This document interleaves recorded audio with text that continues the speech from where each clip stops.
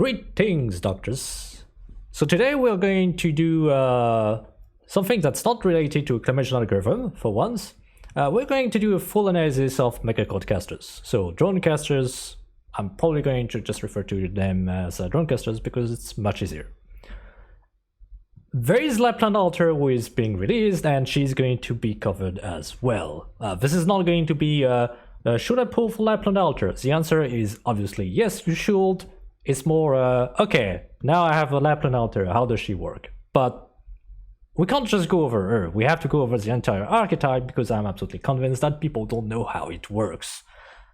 Which, you will see why there are so many mechanics with the drones that we're going to cover everything. And I do mean absolutely everything. We'll go in so much details that you're just going to be asking, why do we have so much? It's because I'm just feeling that generous. So let's get started right away. The first comparison we're going to do is just compare them to core casters because they are effectively filling the same rules. They are both meant to be dealing with like one or maybe just a few targets and just to have a baseline. So in terms of stats, so what does it look like? So Ace is on the right and she is a core caster and she has a bit more HP, well, not by much, costs 1 less DP, okay, whatever, but she has a lot more attack. Now, the game doesn't tell you, it just says slightly slow, but Mech-Accord casters actually attack quite a bit faster. So they got an attack interval of 1.3 instead of 1.6. So if we're just doing the dumb thing, so to speak, and we just pick the attack, and we divide it by the attack interval, we get something which is basically DPS. We're not going to take a look at all the other talents, because Ace actually has something so when it comes to res, but we're just going to put it aside for the time being. So if you pick attack, and you just divide it by the attack interval, ta-da! Core caster is still winning. Now, if you have actually used Clit, and compared to Ace, you'll be like, wait a second, this is not what I'm seeing. And you will be very much correct, but you're not going to get extra points because if you just figured that, oh yeah, it must be the drones, obviously, it's like, yeah, the video is about drone casters, so obviously it's about this. Obviously, we need to go about how the drones functions, because what do they do exactly? Well, they're effectively copies of casters. So they're going to copy most things about the casters. So they're going to copy the attack interval. So if you get a lot of attack speed, the drones will also attack faster. They will copy a portion of their final attack. So basically you just add up all the attack and you take a look at how much attack the caster has after applying all the buffs. So if after applying all the buffs, you have 1500 attack on your caster, you pick this value and then you just multiply it by a certain number, which is called the attack scale. The attack scale is something which is just specific to the drones and is going to increase based on how many hits they do on the same target up to a cap. This part is very important, but we're going to go in more details. One last point, for the time being, they technically have independent targeting with an ability to lock on. We're going to see it in a chapter, but by default it's going to be the same as the casters, and so you are not going to see any difference. It will always just target the same enemy unless you apply some specific effects. So let's jump into it. We'll start with the attack scale. So the attack scale, you don't have to understand everything about this. The one thing that you would have to remember is that it's applied after everything else, basically. So how does the damage calculation work?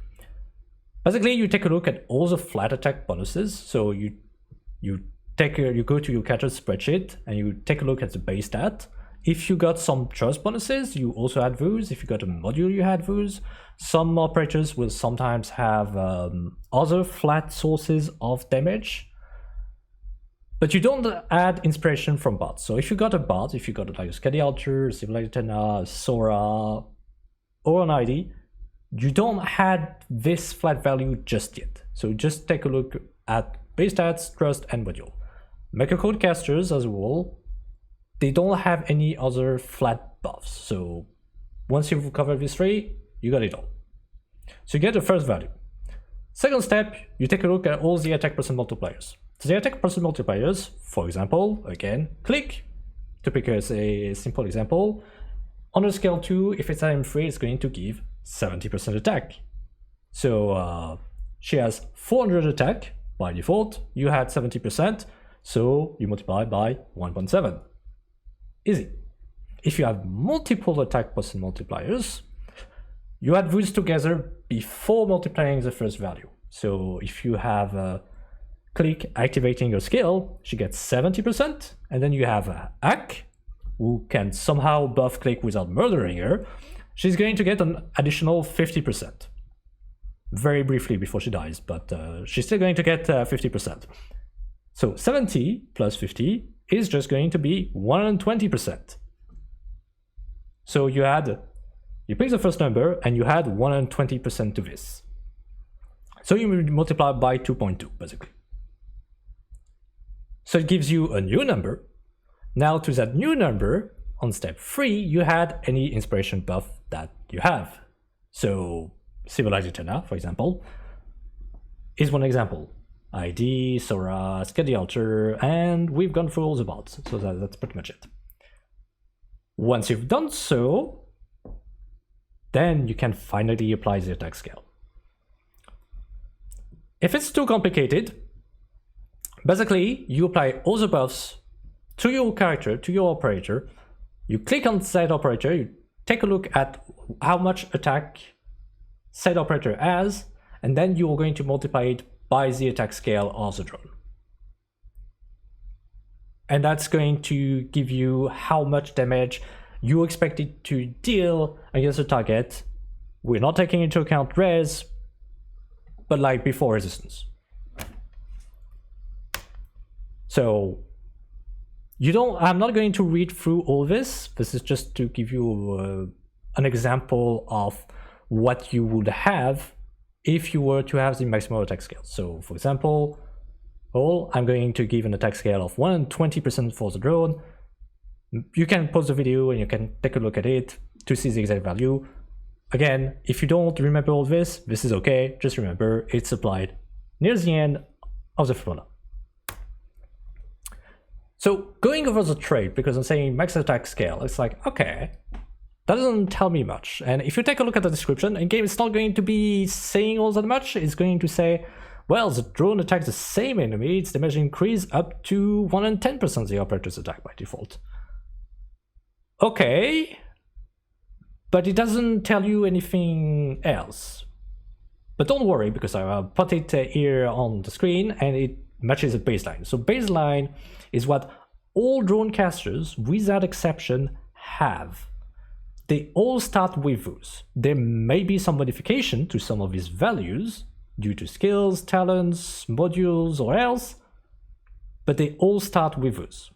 So basically, you start at 20% attack scale. What does that mean? That means the first time you're going to attack with your drone is going to take a look at how much attack your caster has, and it's going to deal 20% of that. On the next attack, it's going to increase that value by 15%. So it's going to do 35%, then 50%, then 65%, etc., etc., etc., until you reach the end.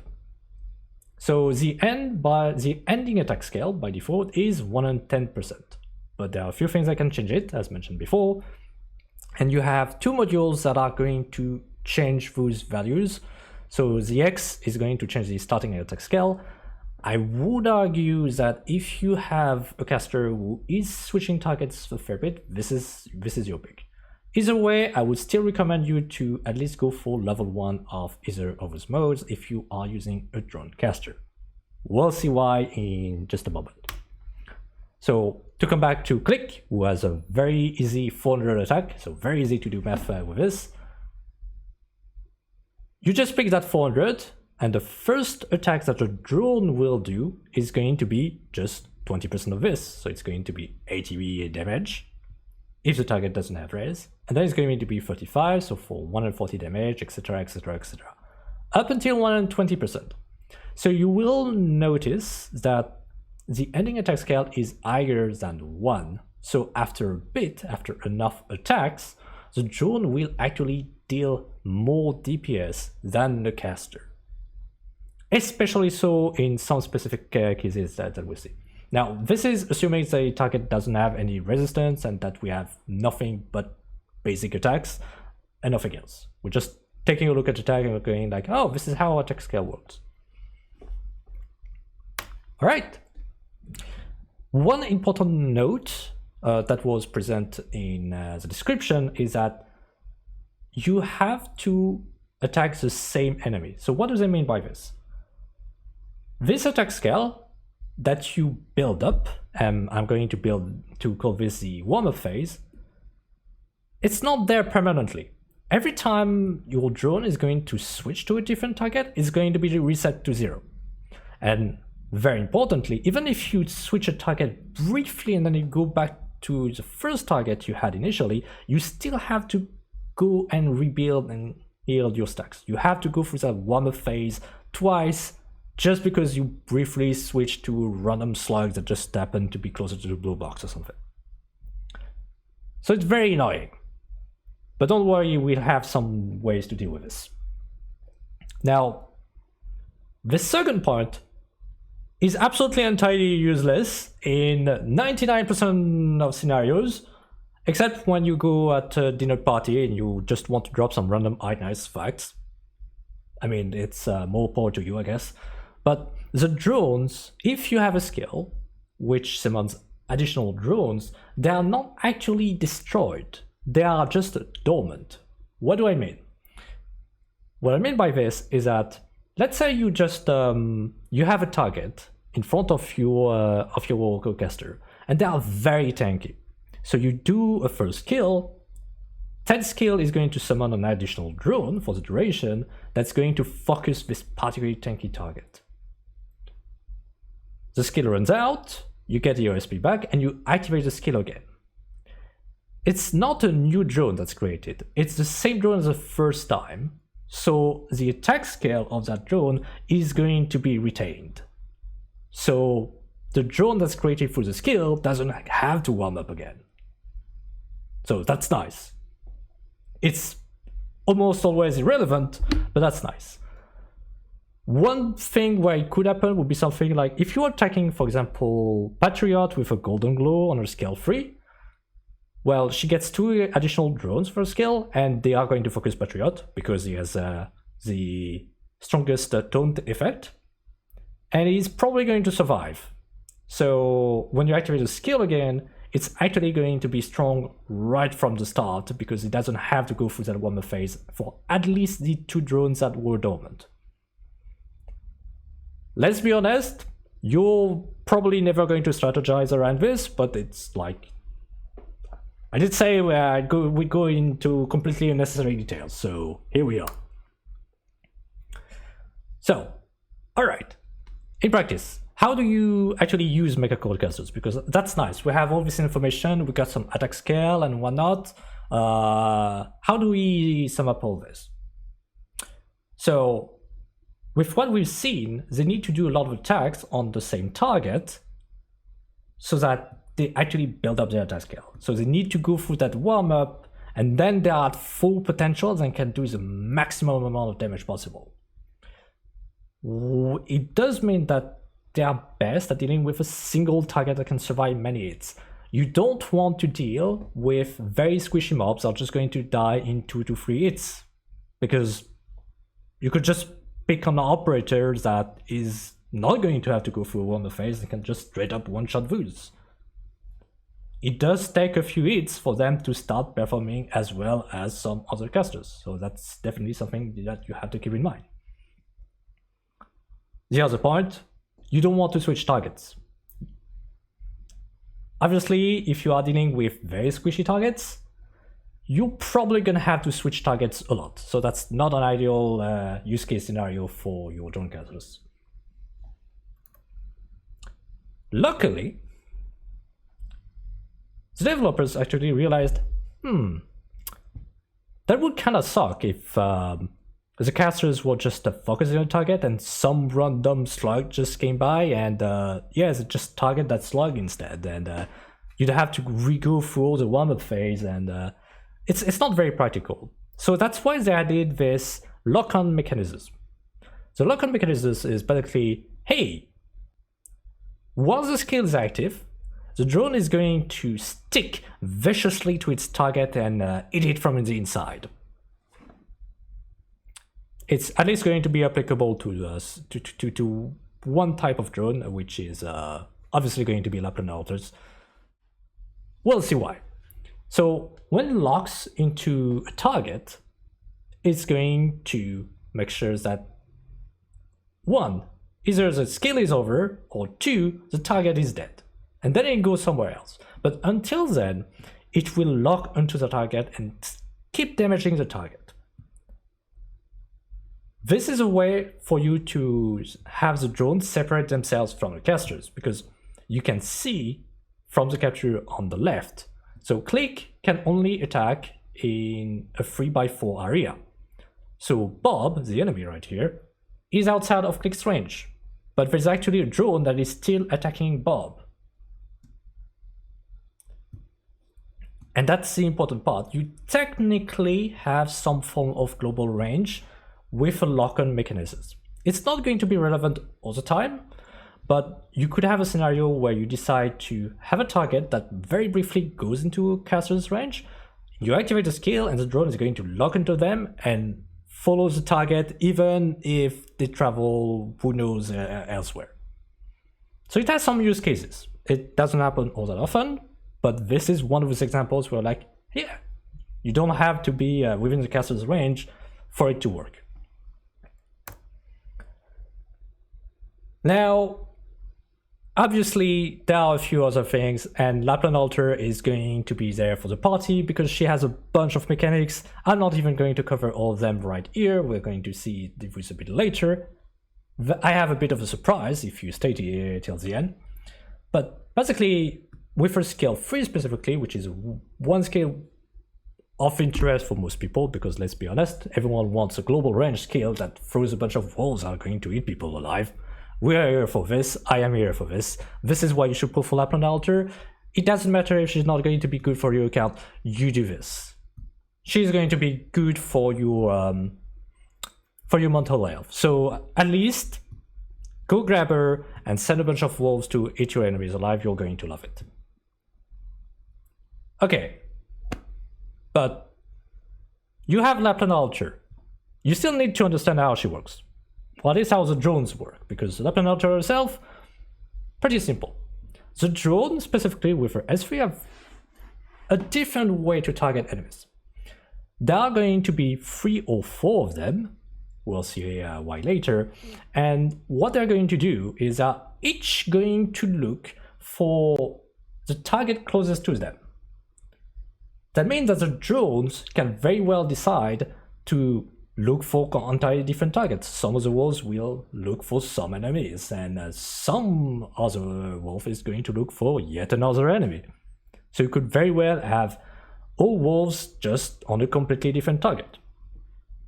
So once they've picked a target, they are going to mark the target. If you take a look at the caster on the boat, on the capture to the left, you'll see they have some red glowy eyes above them. And it's a way to say, hey, a drone has locked into this target and they are about to have a really bad time. Even if another target gets closer to the wolf by then, the wolf is still going to eat their face. The wolf has just decided that their family, everyone that they know, yeah, they'll never get to meet them again, so that's not nice of the wolf, but that's very nice for our entertainment. So we'll accept this. We'll accept this. And the final point, as mentioned, they still have the until the target is skill or the skill ends behavior, which is very nice. So if the target dies while the wolf is traveling, it's just going to look for another target. That's pretty nice. Next up, we have Golden Glow. So people are going to be more familiar with Golden Glow But she does have one little thing when it comes to the lock-on aspect, because Lapland's L3, for example, they still retain that, yes, the wolf is going to lock into the target and stick to that target. Golden Glow has an additional line for if the drone self-destructs,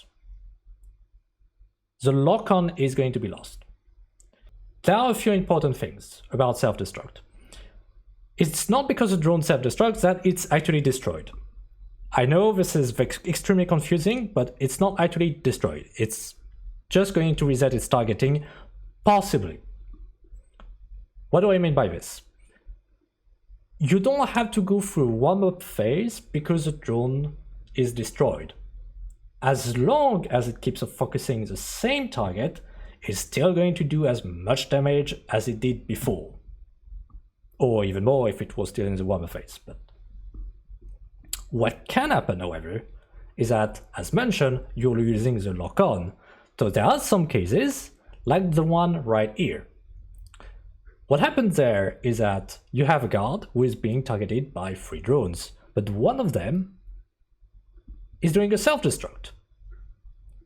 In the meantime, there are 2 dogs that are extremely well stacked that are at the top, and these 2 dogs are closer to the blue box. So on the first attack, while the drone self-destructed, on the second attack, it's going to show up on one of the dogs.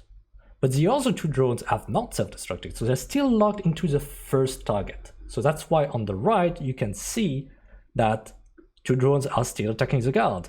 But one of the wolf is being attacked by specifically the drone that did the self-destruction. In practice, is it going to matter much? Not really, because ultimately it happens when there is an explosion. So when it happens, it means that the RNG has decided to bless you this day and that, well, you're getting extra damage. So even if you're targeting someone else, okay, you have to go through your warm-up phase again, but you got some extra damage out of it, at least briefly. So you got a burst of damage. Is it a good thing or is it a bad thing? Yes and. It depends on the scenario. Sometimes you really want the drones to switch target because there's an enemy getting particularly close to your blue box. Sometimes you'd rather they just keep focusing on the same target. It's going to be up to you to decide which is which. All right. On to the spreadsheet. We are just getting started with the video. Congratulations, you've just done the introduction. We are about to start the real thing. I'm going to put in the description of the video a link to a spreadsheet on which I spent definitely way too much time, but don't worry, we are going to go over it. I'm going to explain what exactly happens. If you want to use the spreadsheet, all you have to do is you go to the link and you go to File and you go to Make a Copy. I'll be showing you this in just a moment. So, we are on the spreadsheet. Do not be afraid. This is going to be fine. So as mentioned, what you want to do, because there are a few fields that are in blue that you can modify yourself, or at least that you should modify, but you're not going to have the rights because this is a public version. So what you want to do is go up there, go to File, Make a Copy, and then you can put it in your drive and you'll be able to modify some of the fields. So that's what we're going to do. A lot of the things here we have already seen, but don't worry, while it definitely looks very intimidating, we're going to go through it slowly so that you understand. I'm going to start with the 4 and 5 stars because they are arguably the easiest to understand, because they don't have too many mechanics that will require you to, that we have to go through to actually cover everything about the Mech-Accord casters. So here we have base stats. So these are just the stats of the different operators that are 4 and 5 stars if they are E2 maxed level and have their modules maxed out plus maxed out trust. So 100 trust will allow you to get all the stats. So I mentioned that click has 400 attack, and that's what we can see here. Funnily enough, while click is a 4-star, you can see that she actually has a lot of attack even compared to a 5-star counterpart. You may think that because of this, the 5-star counterpart are actually worse. We'll see that this is a lot more complicated than this. You have an option below to change the potentials. For the sake of this video, I'm just going to assume that all the potentials are going to be maxed, because we are going to have less use cases to go through. It's just a way of saying, hey, if you have Rock with say just potential 4 because you don't have that last talent, that's okay, you can just change this to this. Maybe you don't have any potential on Rock. I only included those that actually change the performance of the operator combat-wise. So DP calls, for example, we are not going to care about. Some things like drag control may get a mention, but they are not part of the DPS calculations, and this is what it's all about. It's ultimately looking at the operators and asking, okay, how well do they perform under given circumstances? We have 2 conditions, so these are specifically for Kira, because part of her talent is going to be empowered by whether or not there are 2 or more ground tiles within range. I'm going to keep it at yes, because ultimately it's pretty difficult to find cases where you could somehow place a caster and there are only aerial tiles within range. There are some situations, but like if you do find that one, I guess you can put it to no, and that's okay. So if you put it to no, and you can see it through the cells that are in yellow, is they are going to change their values according to what you change in potentials, in conditions, and on that last part with additional buffs. So for now, I'm just going to put it back to yes. So Rock has a talent here. You can see the talents if you forgot about those. So Click gets just a flat 18 attack speed. It's just like this. She doesn't have to do anything. It just gets 18 attack speed. It's like, okay, whatever. That's nice. Kira gets bonus attack, but she gets a bonus if there are 2 or more ground tiles within attack range, which is why we have the modifier. You can only choose 5 for Kira because ultimately both Kira and Minimalist they are both welfare that are their recall restoration, so everyone can get them to maximum potential. And I'm going to bring this back up so I don't want to accidentally delete this. Minimalist gets a talent with a crit, so it's 30 plus 5%. It's going to be 35% chance to increase each one of his attacks to 160%. This one is an attack scale. Just like the drones, it's a multiplier that is applied, and we'll see also how it works when we go into more details with Minimalist specifically. And Rock has a talent that is going to increase her attack every 10 seconds that she remains on the field, and if you have a module maxed out, it's also going to give her some attack speed. So in effect, after 40 seconds, she's going to reach her maximum potential. If you want to see her performance when it drops, you can just drop it to 0. Now, I don't want to go over all the possible scenarios for this, because you could just decide to drop and activate the skill after 5 seconds, or after 10 seconds, or after 15, whatever. I'm going to leave it at 4. Ultimately, 40 seconds is not as long as you might think, especially if you play on time studio speed, because it's going to be just 20 seconds of real time if you don't lose it. So all these are just going to change those values right here. We'll just go from left to right. So attack is a flat value that we mentioned. So you pick the base attack, you add the adjust, you had the whatever. If there is any attack that you get from a duel, you also add it here, and this is the value that you get. The attack interval is a basic attack interval. It's before you had any attack speed or any other modifier, so it's just going to be 1.3 for everyone.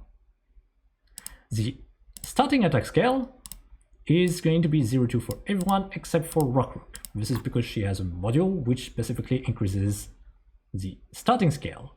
Well, if you take a look at the ending scale, yeah, it's 1.2 for everyone except for Rock. Again, because everyone else has a module which is going to increase their ending scale instead of a starting attack scale. And then there is the delta, which is visible right here, which is just every time you attack, you get 15% extra skill. Drone count base is just basically saying every caster is going to get only a single drone by default. So even if you don't have any skill, even if your Mech-Accord caster is going to be E0 level 1, they are still going to get their drone. Then the rest is just to take into account potentials and talents and traits, so they are just going to be multipliers for later down the line.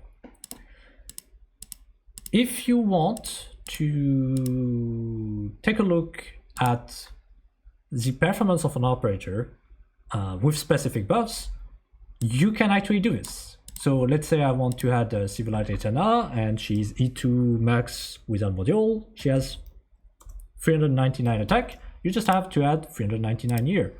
If you have, say, so if you don't have to put in the buffs from skills, it's just additional external buffs. So if you have a Warframe that's adding a buff, that's 90%. You can just do this to see how it's going to change the rest of the spreadsheet. Same for attack speed. One mention I could add for attack speed is that you can technically put a value above 500, sorry. But it's not going to do anything because in a game, you can't go beyond 500 bonus attack speed. You don't have to know the exact formula for attack speed. There is an addendum just for you if you really want to suffer from what is referred to as frame rounding. I will go over it briefly, but I'm not going to go very deeply into the calculations. That being said, I would still recommend you to check it out if you really want to optimize your gameplay and understand attack speed breakpoints.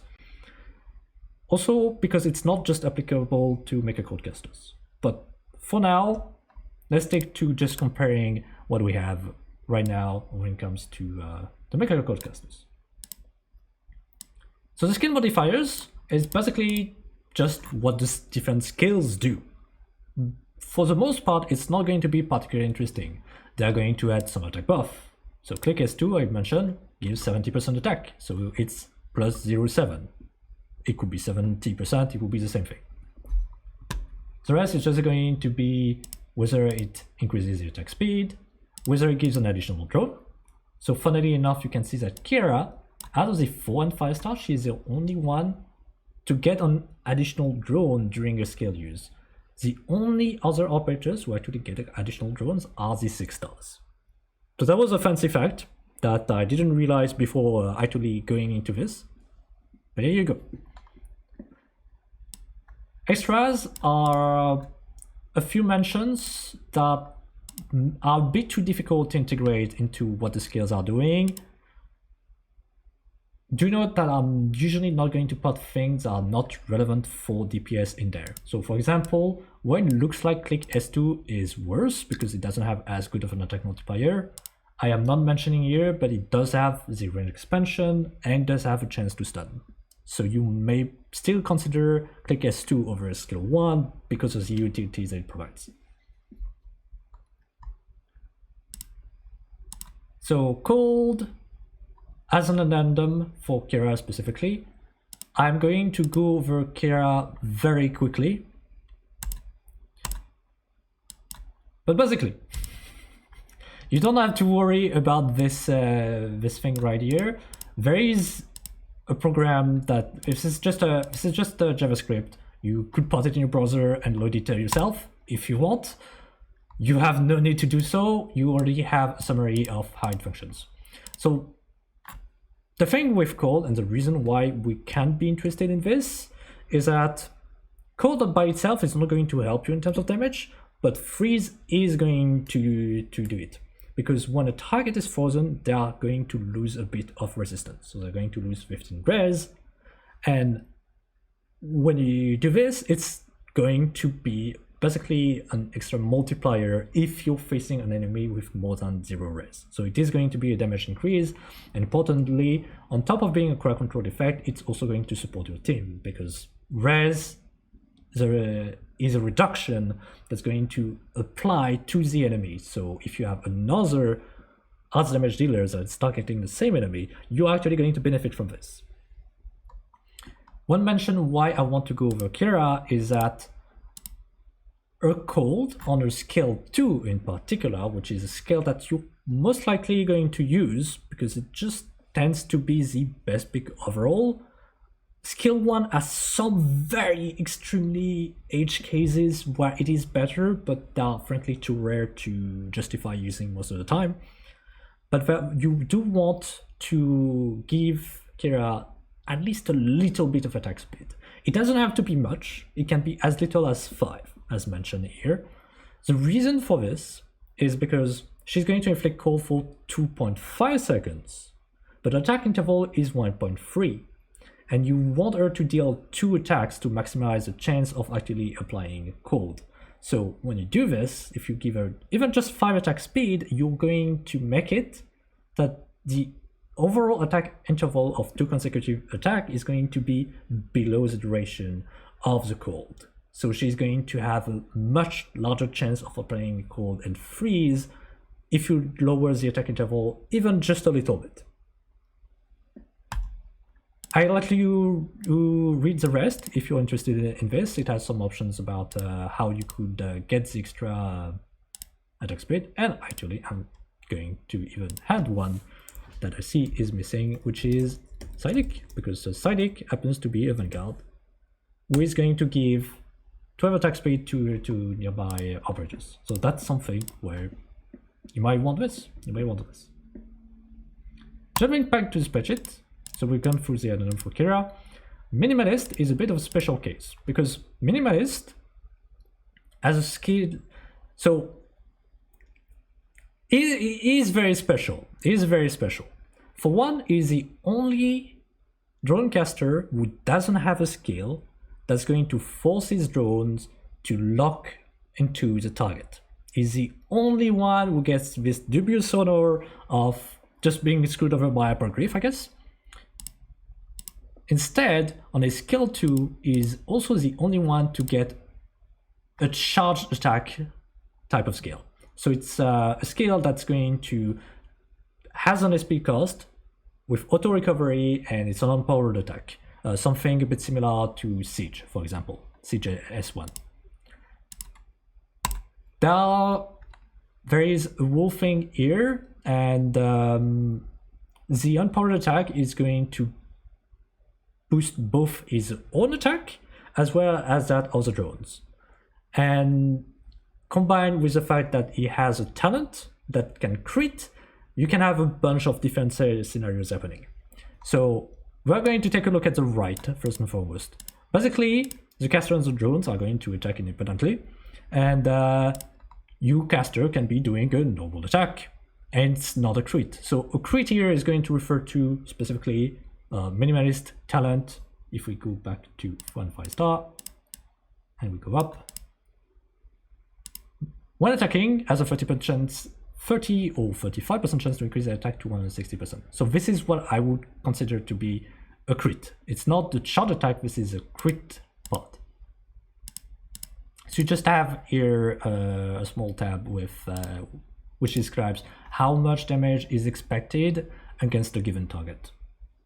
So here it was done against a target with 60 res, so there's a times 0.4 multiplier, but do with this what you want. What should you keep in mind with Minimalist is that is not going to lose out too much from attack speed. Usually operators have what is called an SP lockout phase. So when you use a skill, usually you have a 1 second SP lockout during which you can't earn SP. So it doesn't matter whether you have a Liskar next to you trying to give you SP, it doesn't matter whether you have an SP battery device, you are not going to gain SP. This is almost entirely universal. Almost all operators cannot gain SP while you have an orange bar that is showing up, and usually it's going to be 1 second. For him specifically, it's a bit special because it's going to actually match his attack interval.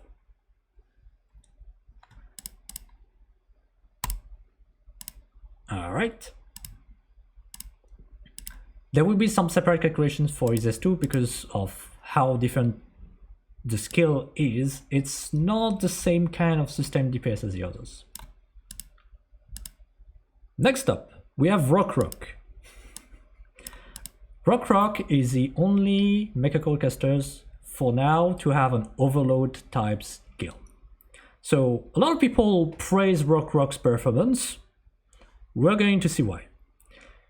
The first part is fairly normal. All it does is give her 80 attack speed for 20 seconds. So her skill lasts 40 seconds overall, but it's going to be split into the non-overload part and the overload part. So the first 20 seconds, she's just going to have a bit of attack speed. That's nice. Mech-Accord casters and just casters as a whole really like that kind of buff. After 20 seconds, she gets into the overload phase. Now it gives her 50% extra attack multiplier. Pretty nice. But there's another effect that's very significant. The drone attack ending scale is multiplied by 2. What does that mean? Let's go back up. If you go back up, you could take a look at the drone attack ending scale right here and be like, okay, while overload is active, what's going to be happening is that this number is going to be multiplied to 2.2. In practice, this means that as long as your drone can really keep on focusing the same target, the drones are going to go absolutely crazy, because that means that they will deal 220% of the caster's DPS on their own. So the drone just goes absolutely crazy. The thing on top of this is that she gets quite a lot of attack speed, so she's going to get to that ending attack scale fairly fast as well. You'll see in the numbers below. What do we have? Here we have a simple reminder as to how to calculate final attack. So final attack is just the base attack times the attack buffs plus the inspiration if it exists. Yes. So let's see. This is the off-skill performance of the different operators. So you just, without you doing anything, how well you're going to perform. So there are a lot of columns. We are going to go over those one by one. Do not worry. It is more intimidating than it actually is. Final attack. You literally have the formula here. We have already seen it in the presentation and at the start of the video. Final attack speed. It's just 100 plus whatever bonus attack speed you have. Every operator in the game starts with 100 attack speed. So if you have an operator with no bonuses, you can also go in the negative. See if you're getting frozen, or maybe you are some particular debuffs, maybe you're going to lose 50 attack speed. You don't have to understand the formula about attack speed, but it's just one of those things that's like, hey, click by default, even without doing anything, it's going to get some of it. The final attack interval. So the final interval is simply taking a look at the initial attack interval, which is always going to be 1.3 seconds. And to this is going to apply the attack speed. So 100 attack speed being the default, also 1.3 seconds for Kira and Minimalist because there's no change. Click already gets quite a lot from both her potentials and module, and I think I forgot something. Yeah, it's just talent and potential. So she gets those, and by default her attack interval is going to be slightly above 1 second. There's no extra drones because we are scale, and here we have so for the drone count, it's simply how many drones you have at base plus the number of drones you have using your skill, which you're not using a skill, so obviously it's going to be 1. Caster DPS. It's just how much DPS you'd expect the caster to do. It's very complicated. You pick the attack and you divide it by the attack interval. That's it. Pre-drone DPS and PST drone DPS. So this one is for the warm-up phase. The warm-up phase is what I mentioned, where the drone is not quite at your ending attack scale. So you're just like, you're calculating, okay, if I do that much damage on the first hit, then that much damage on second hit, all the way until you reach the max, how much DPS would I expect to do? I can show you a bit in extras what that means. It just means that for Golden Glow specifically, what you're doing is you're counting how many attacks do I need to reach the maximum attack scale? Well, 5. Okay. And the different multipliers would be, the first attack would be 0.35, the second one would be 0.5, then 0.65, then 0.8, then 0.95. And after 0.95 you are at 110, which is the maximum attack scale, so you don't have to worry anymore. So it's just basically applying this multiplier to the same DPS. It's not going to be quite the same. It's basically the same as the caster DPS. It's the same as the caster DPS, in effect. It's just going to be multiplied by the number of drones, which is always going to be 1. The PST, so post warm-up DPS, for the drone is how much DPS do you expect once you've reached the maximum attack scale. Your drone has warmed up, ready to go. You've been punching that enemy a lot. How much do you expect? Are you expected to deal at this point? And that's this value. Then these two columns are the same as before. It's just the warm-up phase, but you simply add up the caster DPS with the drone DPS during the warm-up. And that went the same. It's after the warm-up, but you just add the caster DPS plus the damage of the drone after it has warmed up. Easy. I definitely lost a bunch of people here, and I'll be honest, I wouldn't be surprised if I take a look at the video and like 80% of people have dropped like maybe 5 or 10 minutes ago, going like, okay, that's way beyond me. For the on-scale performance, if you understand how the off-scale performance functions, then on-scale is the exact same thing. It's just that you're going to get a bit of attack and attack speed, maybe 1 extra drone, based on what the skills themselves do. So you're just adding the attack multiplier, you're picking the attack, and you're adding, okay, this is skill S1, so 400 base attack multiplied by 0.8. So times 1.8, because you still retain the base attack, and that's your value. The rest is also just going to be any additional attack speed increase from the skill plus what you already had at base. So the rest is going to be the same. If all of this is too much for you because there are too many numbers and maybe you don't care about all of this, here's a simple thing. You can just take a look at this last column. This last column is ultimately what we're interested in. We'll do a first bit of analysis with that one. First and foremost. That way you can maybe rest your mind. I'm just going to give you the results. You don't have to count. If you want to actually go into the details of all the formulas, you can. But I'm going to give you some of the results. The first thing you could notice is that Click, while being a 4-star, off skill, surprisingly, actually has the highest DPS of all Mech-Accord casters once she has charged up her skill. This is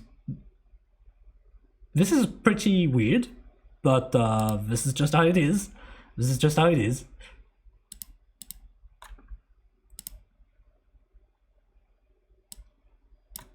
We have, as well, on skill. So on skill is where people are going to be the most interested, probably. And if you take a look at the numbers, you're gonna see that for the most part they are pretty similar. Like, even Click is comparing pretty favorably even to other casters. Like, it's going to be around 1500 DPS. Kira S1 also 1500. RS2 is performing pretty well. It's not too surprising, it's because she actually gets an additional drone, so that additional drone gets to warm up, and it is pretty potent. On top of this, as a reminder, she does she does get the cold and freeze effect, so she can also reduce the enemy's resistance. Overall, this is why I would rate Kira as probably being one of the better casters. If you're going for a 5-star Mech-Accord casters and you don't have Rock, you can go for Kira. She's a fine choice. Because, again, she can reach some pretty decent damage potential on top of applying the crowd control from the cold and freeze. It can be feeling a bit frustrating seeing her performance and seeing her not freeze enemies all that much, but there's, again, as a reminder, you can try to find some attack speed sources to even slightly buff it by just a little bit, and you will see a pretty drastic increase in performance.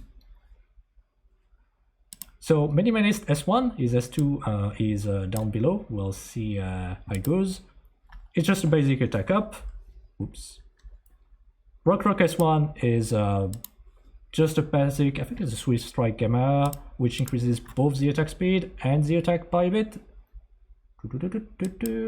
No, I lost. It's just a 90 attack speed. But her S2 is the interesting part. So it's separated in two phases because you have the overload phase and the non-overload phase.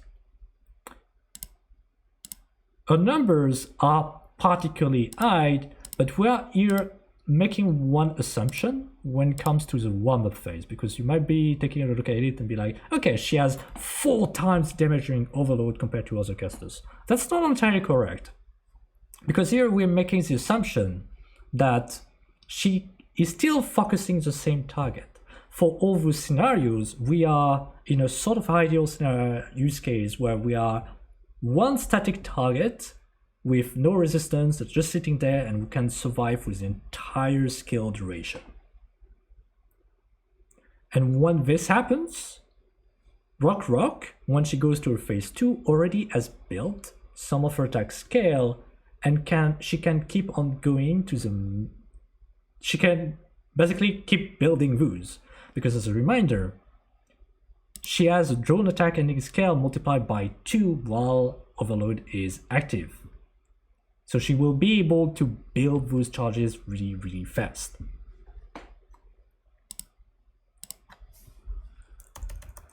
There are a few other considerations for the skills, but we'll finish with Minimalist first. There is a bunch of maps. As mentioned, if this goes completely over your head, you can just be like, okay, what is the damage after warm-up of the drone and the caster? And it's like, okay, it's around 1300 DPS, which is actually lower than all the rest, but it kind of makes sense because it's more of a sustained damage skill where, well, it's completely sustained. If you have enemies that just keep coming in, it's going to always have around 1300 DPS after a warm-up. Well, here this is on scale, so those skills have a limited duration. After this, all those casters, oops, they go back to their off-scale DPS, which is a lot lower.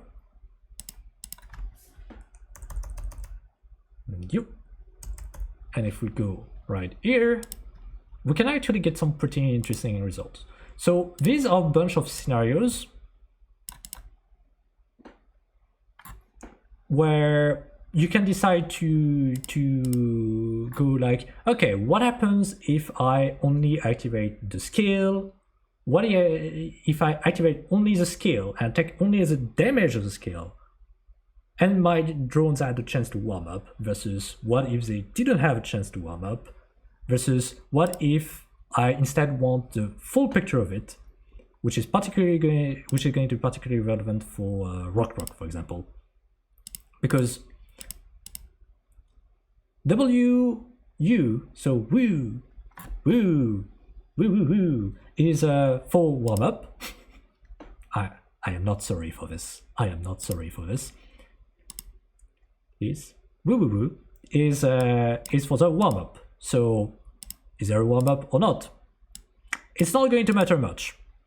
what is going to interest more is whether it's skill only or not, because a full cycle is basically you activate the skill and you take a look at how much DPS you have during the skill activation,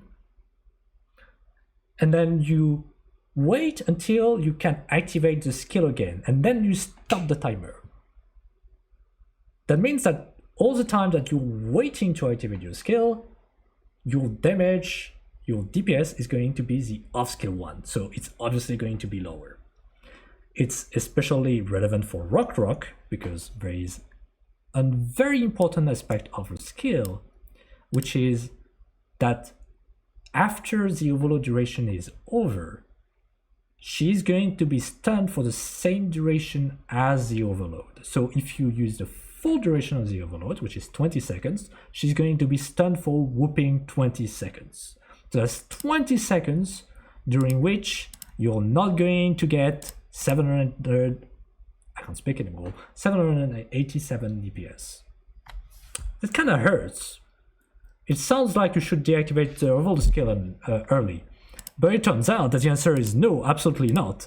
Because even if you take a look at the full cycle, warm up or no warm up, you can see the difference is very small differences between the two columns. Rock is still winning with no issue whatsoever.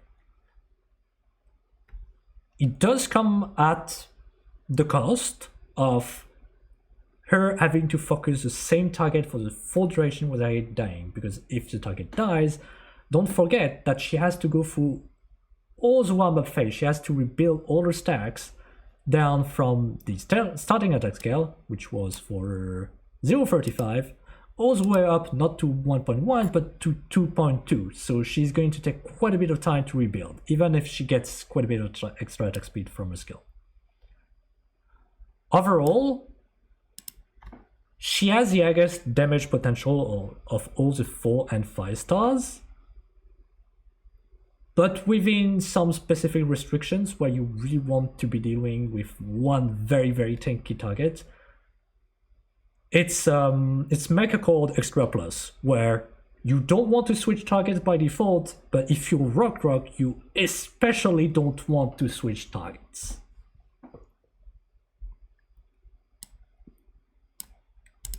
And then the final table is just total damage. It's like, okay, what is the total damage if you go through a full skill activation? It's going to be about these values. This is going to be heavily influenced, obviously, by the length of the skill, because maybe you have a very strong skill, but it's not going to last very long. So your total damage may be pretty bad, and something that you can see, for example, with Kira S2. Kira S2 has one of the highest DPS after warm-up at 1800, but her total damage is actually lower than her skill 1. Because the skill 1, if you take a look at it, is going to last 5 extra seconds. So the 5 extra seconds during which she will be able to deal more damage. Alright, we have covered just the 4 and 5 stars. So for the people who are there for Lapland Altar, again, there is a lot more to talk about. The 6 stars. So the reason why people want to actually come and see what's going on. So is Golden Glow just a side grade to Lapland? Is she power crept? The people want to know. And I have the answer, but this answer is going to take a bit of time because it turns out that it's very complicated. I didn't mention that we will be there for a long time, so let's get into it. You're going to find the same things as we saw with the 4 and 5 stars here. So the attack is the same, we just have some potentials that change. You'll notice that Lapland gets absolutely screwed over by the untested potentials because Golden Glow, for some reason, gets 3 different potentials that are going to increase their damage. Lapland only gets extra attack. The rest is it's mostly utility. It's not even great utility. We'll see with her talent. Raise Pierce or Raise Ignore is only applicable to Golden Glow because Golden Glow gets 15 Raise Ignore by default, and if you have a potential, she's going to get some extra. The rest is drone attack starting scale, which you should understand what it is by now. Ending scale, the delta is the same, so it's also going to be 15%, and there's a drone base count of 2 for Lapland, but under specific circumstances. Let's go over what their talents do, because they are very important. As a matter of fact, they are core. You absolutely need to understand what their talents do, because it's massively going to change the results. So let's say you have Lapland. How does she function? You want to activate your skills right away for the, I guess, DPS, right? Sort of. She has a talent which is not very explicit by what it says in the game, but basically she can get 3 different buffs, and she will always get those buffs in order. So as mentioned here, she will first increase the max drone ending scale by 10%, which is why this one is multiplied. We have 121. We have here a failed. So by default, it's going to be like this. By default, it's 1.1. So after 20 seconds, or you can remove 4 seconds if you have extra potentials, she's going to increase her ending attack scale for drones. So let's do this. Boom. A maximum damage potential for drones is increased. After yet another 20 seconds, her attacks will inflict silence, which is cool, but it's not going to help much in DPS unless you're dealing with like chapter 9 enemies with like refraction, for example. But it's nice that it's there. And after this, she gets the most busted effect that I've ever seen on a Mech-Accord caster, which is that she gets an additional drone. As we saw before, additional drones are insanely impactful because they are basically a copy of your caster. So when you had a drone, it's basically having a full extra operator after a bit. After a few attacks, you have a stronger Lapland on the field, effectively. So 60 seconds in, or you remove 12 seconds if you have the potentials for it, she's going to have the extra drone and her performance is going to increase dramatically. So if you want to do this, you just have to say, hey, Leppy, Alpha Wolf, which is the name of her talent, you just say 2 attack scale plus drone. She has another effect from her module. Frankly, just leave it at yes, because it counts on the first skill activation. There's already a note saying, hey, if you're interested in the off-skill DPS, before you activate any skill, then I guess you can turn it off, but it doesn't really make any sense. There is no situation in which it's relevant. It's just leave it on yes. So with this, we can do the same thing that we did before with the 4 and 5 stars and take a look at what they do. So the same thing, we have a bunch of attack multipliers. There is Golden Glow skill 1, which increases attack speed. Now, this part is going to be interesting, because if we go back to the 4 and 5 stars, yeah, only KRIS2 was getting an additional drone, but here, all of their skills are going to be adding drones. All of those. You can even see that Lapland's S2 had a whooping 3 drones. So let's take a moment to appreciate this. If you're using Lapland S2, and you should consider the skill and not just skill free, not only do you have the base drone, because by default she starts with 1 drone, but she also has a talent that has a drone after 60 seconds. But on top of this, her skill 2 is adding 3 drones for the duration. So I am not in the right place, it's going to be there. So 1 base, plus 1 from talent, plus 3 from skill. That means that during skill activation, she's going to have 5 drones. Imagine having 6 Laplands targeting the same enemy. Granted, Mech-Accord casters tend to have lower attack than core casters by default, so it's not going to be as good as having like 6 logos on the target, obviously. But it's a way of understanding how they function. Mech-Accord casters are all about duplicating their own performance in the form of a drone, and Lapland Alter is all about having as many of them as possible.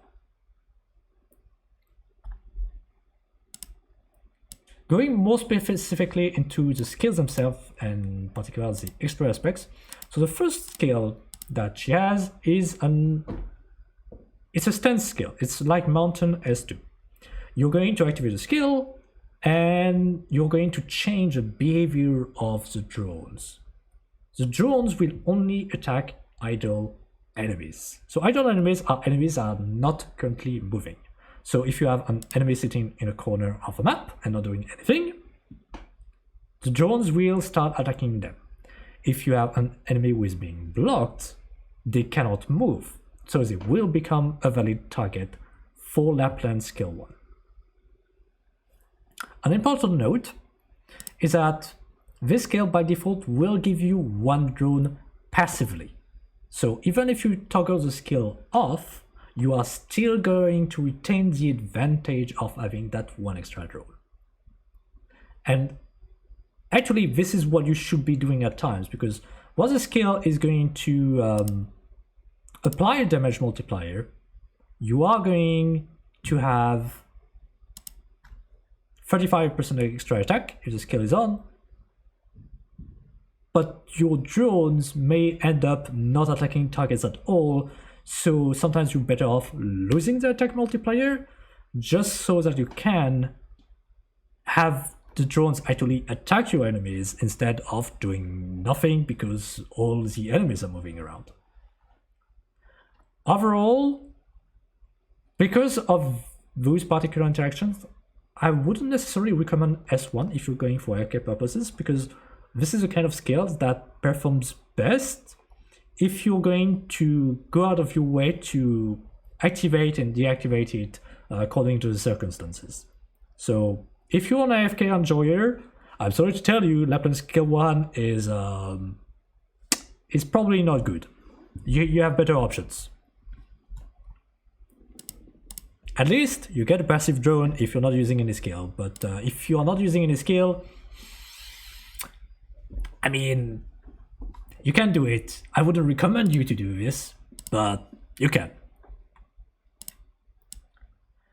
Upscale calculations are exactly the same as for the 4 stars and 5 stars.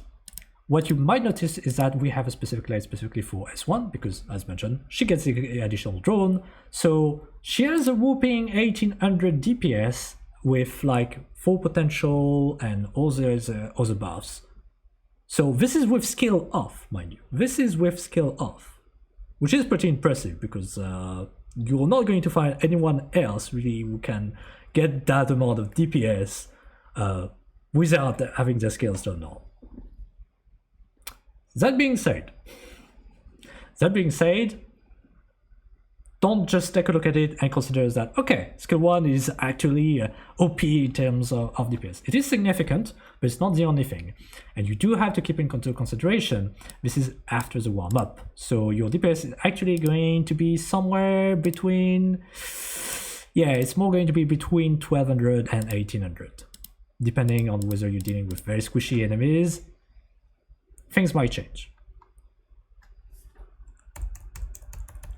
Golden Glow has a pretty mediocre performance, and actually you can even take a look at it and realize, wait, isn't her performance actually worse than some other 4 star and 5 stars? Yes! This is a very funny fact, which is that Golden Glow actually has the worst off-skill performance of all Mech-Accord casters, even accounting for potentials. This is because a big part of her performance relies on her skills being active, because if she doesn't have a skill, she doesn't have the self-destruct on her drones. I said it. We have to go over this. There are a bunch of things here when it comes to the self-destruct. You'll be able to go to the spreadsheet and read those yourself. What I want to draw your attention to is that you've been lied to. It's not a 10% chance. It's actually closer to 10.09 as mentioned here. I again made a script to simulate what would happen in actual scenario, and you can see here we got there were, I think it's 1 million. I think I simulated 1 million. Yeah, 1 million explosions after, I think it's 10 million attacks. And you can see that on average it's closer, slightly more than 10%. The way it functions is it basically going to take a look at how many hits have been done and say, okay, this is a first hit. So the first hit is only going to have a 1.5% chance of exploding. If it hasn't exploded, it's going to have a 3% chance, and then a 4.5, and then a 6, etc., etc., until it explodes, or until it reaches this last attack. Because if after 60% chance it still hasn't exploded, the game just decides to say, okay, the poor sod had no luck whatsoever, we're going to make the drone explode. In practice, what does it do? It has one major effect, which is that it's going to spread out the explosions some more. Instead of having a bunch of explosions at times and then long periods of time during which you have absolutely nothing, it's going to make it less likely that you just end up with like 40 attacks in a row and nothing happening, and some of the time you might try it and you might get 5 or 6 explosions in 10 attacks. Instead, you have implemented this so that there is less reliance on RNG. It's fake RNG. It's a little trick so that people can't just rely on extremely low odds to perform some absolutely insane things. And at the same time, it's also there to make sure that the players are not just being punished by RNG. Which, don't worry. RNG is going to punish you during your gambling sessions anyway, so they decided to take pity on you. On-skill performance. So on-skill performance, I have not talked about Lapland S3. This one is going to have an entirely separate section. We'll see about it slightly later. For now, let's just take a look at what we should be getting in theory. So these are the on-skill performance of the various skills. Lapland S1, fairly baseline, 2.4k DPS, 4.5k skill, assuming you can constantly target enemies. It's slightly above what you would expect from an AFK skill, but not by much. And again, this is after the warm-up, because it starts at around 2000. Considering comes with restrictions that the enemies have to be idle and that you have a warm-up phase, it's a fairly mediocre AFK skill overall. You can in fact compare it to Golden Glow's S2, which is also an AFK skill, but it's going to be at 2000, but it doesn't have those restrictions, and it also has the res ignore, which is not taken into account there, but the res ignore is fairly strong, but don't consider that just because Golden Glow has some res ignore that she's going to win. And this is very easy to see when you are comparing the other skills. So I mentioned Lapland S2 enabling her to have 5 drones. The skill itself has a fairly short duration of only 22 seconds. You will notice that after warm-up, this is spotting on absolutely astounding 6000 DPS. This is the absolute top end of modern damage dealers overall. logos on scale 2, which is the, I guess, DPS, but not necessarily total damage, do not mistake these for being the same thing, is also around 6,000. So Lapland, on paper, looks like she has the same DPS as logos over scale 2. It's a bit more complicated than this, obviously, for a bunch of reasons, but it's just a way to really insist on the fact that scale 2 is not a bad skill by itself. It's a skill specifically for a shorter cycle with a lot of burst that's going to be more targeted than what you get from scale 3. Because scale 3 is going to send the walls in all directions. That being said, scale 3 is pretty exceptional. I'm not going to cover it just yet in its full glory.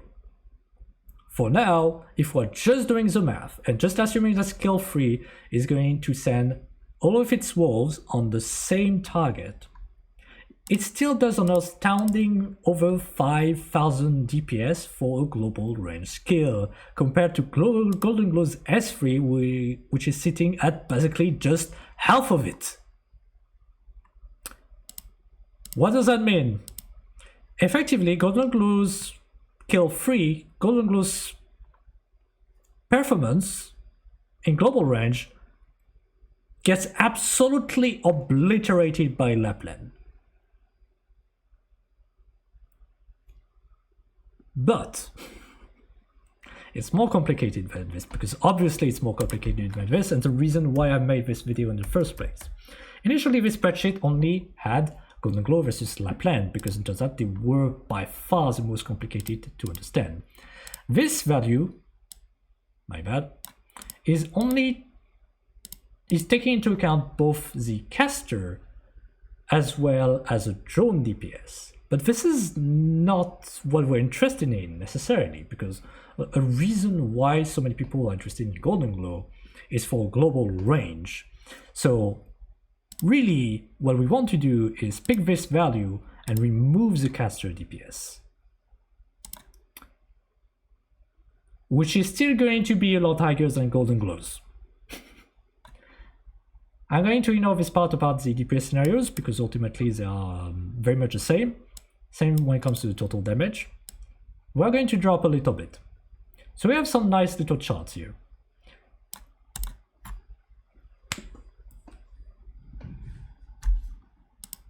This particular graph right there is going to be what interests a lot of people,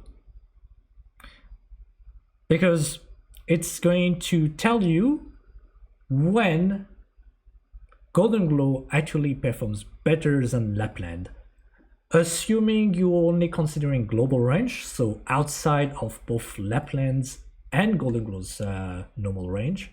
You're only taking a look at the global range, and you're assuming that you're facing off a target. I've not talked about res thus far, because ultimately, once you know how much DPS someone has, taking into account resistance is easy, because it's just adding a multiplier. And all I have here is a chart that's being fed by a bunch of tables, which is some breakpoints at 0, 15, 18. Basically some breakpoint res to generate it.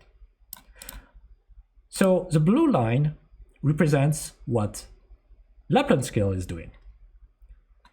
The red line represents the DPS that Golden Glow has on the scale 3. An interesting point is that Lapland can still attack during a scale 3, but Golden Glow cannot. So if you have an enemy within attack range of Lapland, you're not within that scenario anymore. You're just taking a look at the scenario on the left, which has actually all the skills. But for now, I'm going to focus more on global range, because this is what people are interested in. So this scenario taken into account, you can read that they cross around the 75 res mark. That means that around 75 res, Lapland and Golden Glow will perform the same. Again, this is in theory against the static target, etc, etc. This is why there's a giant warning here that basically states, hey, it does not take into account travel time, assumes only one target gets focused for the duration of the skill. I figured, okay, this is a bit complicated, but overall, Lapland's bar should be slightly lower, so maybe it's more going to be around 60 res at Lapland and Golden Glow will have similar DPS. Again, assuming a single target. You can do a few fancy things with those, but for now, just keep this graph in mind. Keep this graph in mind because we have to go over a few mechanics before we talk about Lapland's S3 and the full comparison. There is an important thing that has been added to all these calculations that you cannot see unless you actually check the formulas. It is very critical that you understand that the wolves have an AoE around them, an AoE damage over time. It is going to tick every second in the radius of 0.9 tiles. If you take a look at the screenshot, for example, you can see that there's a wolf who is getting closer to a slug. And the slug is silent, and it's not because of Lapland. It's not because of Lapland. It's because there is an area around the wolf which deals arts damage and can also silence, as you can see from the cross, and it's going to tick every second. A very important factor is going to be that this AoE damage over time does not stack. It does not stack. What this means in practice is that the best way to optimize Lapland's performance is to make sure that the wolves go to different targets. If they focus the same target, your overall total damage will fall drastically. I do mean drastically. You are losing on a lot. Again, if we go back to this, this is 120% of our attack every second.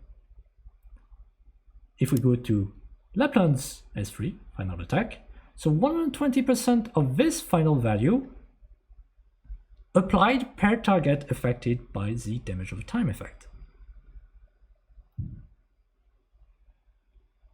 If you have all the wolves focusing the same target, you will only get this bonus damage once. If you have the wolves going on 4 different targets, this is going to be multiplied by 4. So it is critical, again, that you keep in mind Lapland's positioning. She does not play at all like Golden Glow. Golden Glow is a fire and forget operator where you can just put her in a corner of the map. While Lapland, you actively want to put her in a position in such a way that you can direct her DPS. The fact that the drones actually go in different directions when they are summoned with her S3 is a good thing because it gives the wolves an opportunity to be apart from each other and increase the odds that they might target different enemies and thus drastically increase your performance. Now, there are a few issues with this because obviously this is all nice and all in practice. But like, okay, how do we get numbers out of this? Because you can't make a bunch of assumptions about the different scenarios. It's like, okay, so it looks like she should be dealing 5,000 DPS, but in reality, there's travel time, there is whether there are a bunch of enemies stacked and whatnot, and just too many scenarios to take into account. So sadly, we don't have anything else than just a spreadsheet and just this graph, which is we know is misleading because well, you know, Lapland's might change in position, like she might get more DPS from the enemy stacking, but she might also get less from the travel time, and you can't really do something nice and clean for this. So yeah, we just stuck with this graph. Is what I would say if I didn't make a fucking simulator to actually make it. And this right here is the Arknights Global Range Simulator for Lapland Alter. This is a small project that I just made on the side to gather some additional data for the use of our skill tree. So let's just get started, and we'll just be adding a target with we'll keep it simple, just one single target with 200,000 HP. So yeah, let's get to it. This while the enemy dies, we can talk about what's going on exactly. So this is basically meant to simulate with a bunch of numbers that you can see at the bottom that are going to be updating in real time, and they are going to allow us to keep track of how much exactly damage we should expect from the different parts. Because as a reminder, there are two components to Lapland's S3. There is the focused part of our damage, which is the drones lock onto the target, they are on the target and they constantly attack it, and the AoE damage over time part. So, for example, here, this is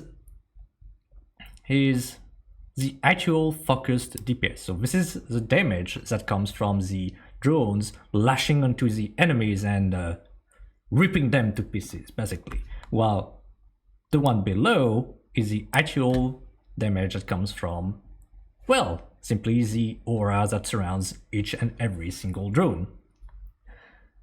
Now, this simulation ends after 40 seconds, which is the duration of Lapland S3. You can see the drone, well, not the drone, the enemy is still alive with 52,000 HP remaining. So what I want to know, really, is compared to an ideal scenario, how much damage would we expect versus, you know, a slightly different scenario every time. So here we just have one target with a lot of HP. So this is the ideal whole scenario in the sense that you just have one target and you just get to focus on it for the entire duration. So it's pretty close to what would be expected.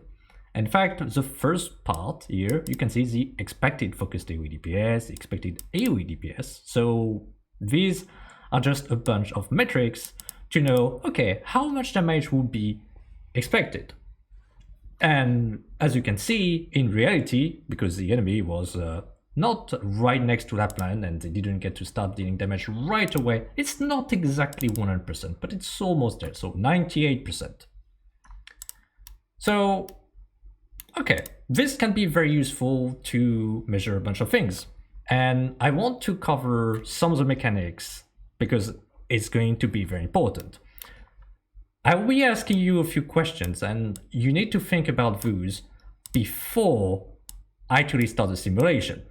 So for example, here we saw that the damage was around 98%.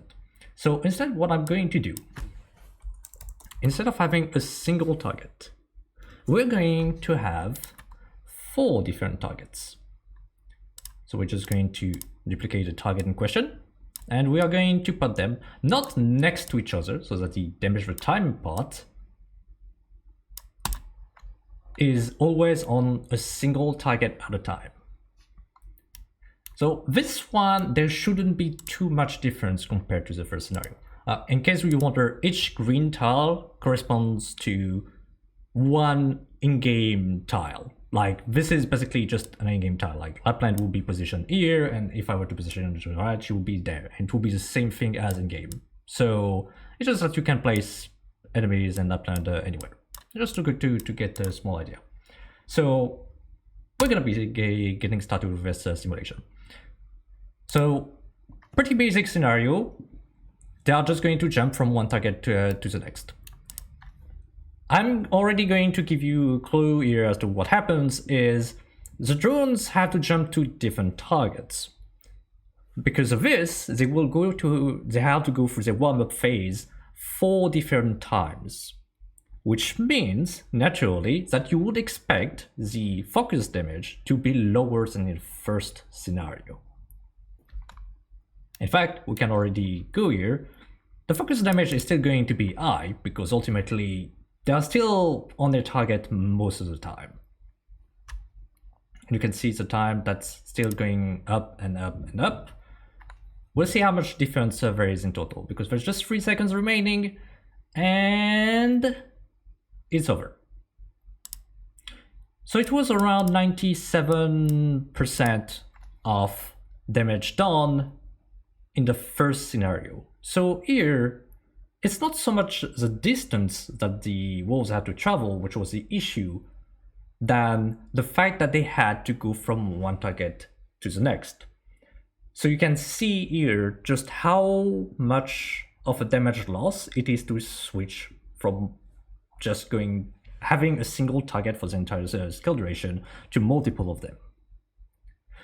We can do the same scenario again, but with another difference. I'm going to click reset, and I'm going to make sure that the targets are very far away from each other. So let's see.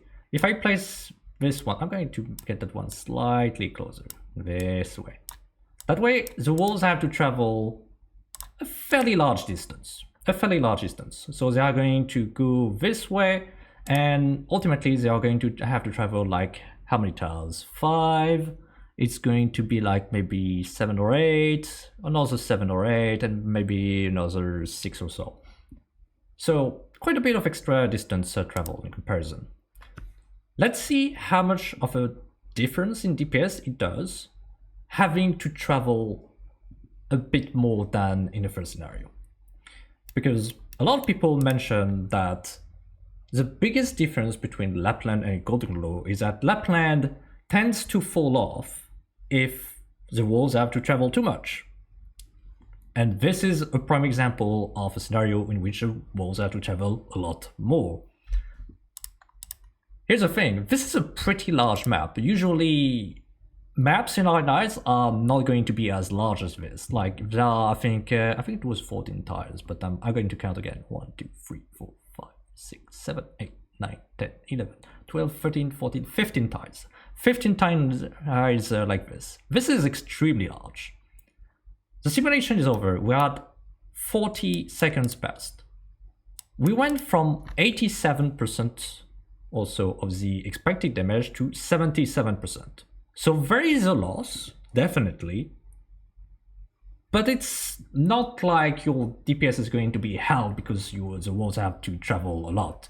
Reminder, again, this is a particularly large map. So while there is going to be some DPS loss from travel time, overall, because the wolves can turn around in just a few frames, literally, they can turn around by 40 degrees per frame. It takes 4 or 5 frames to just completely turn around and focus another target. And they also have, while they have a target limit, they do have a pretty strong acceleration. So we're going to pick this scenario again, but we're going to change things just a little bit. I mentioned how important it is. I have to make sure that they are roughly like this. How important it is that the drones focus constantly different targets. So let's do the simulation. As mentioned, the AoE damage over time effect does not stack. So you want to spread it as much as possible.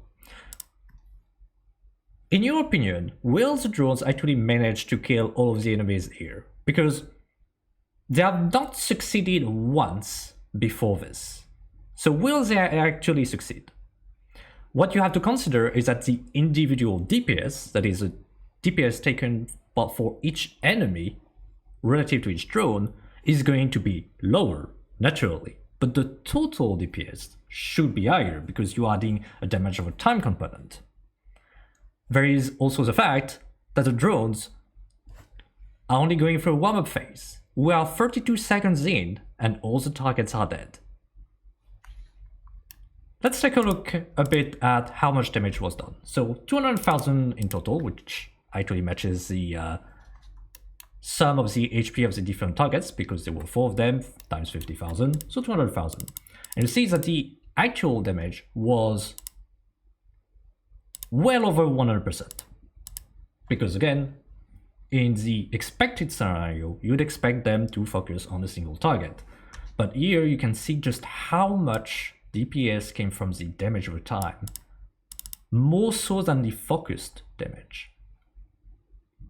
This is how large of a difference it makes when the wolves actually spread out. So we can pick a pretty similar scenario, like, oops, this one. So this one, we should have 2 wolves focusing on top and 2 wolves focusing on the bottom. So in 32 seconds here, we are getting to a total DPS that was, if I actually... So these are the 2. We are going to take a look at the AoE damage over time, because this is the one that interests us. We are at 3,600. Let's do it again. There we go. Because this situation, the first enemies will definitely die a lot faster because they have 2 drones each, but the damage over time is only going to apply to these 2. If we go and check here, it's like, okay, we can see that the actual DPS is going to be definitely worse than in the previous scenario. It's going to be around 120%. I really want to insist on this. The most important thing you can do with Lapland Altar is put her in a position where you can ensure that the drones go in different directions. This is why the very starting phase, and you can see that I position the enemies in a particular manner, I did it precisely because I knew that the wolves would separate. Let's do this again. There is 1.3 seconds during which they are going away from Lapland but not focusing any enemy. You can see they are just going in all directions. You should be using this to your advantage.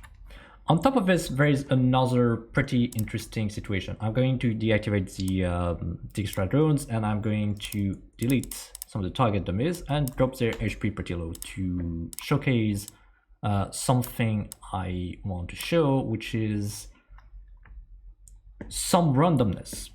When the wolves actually eliminate a target, there is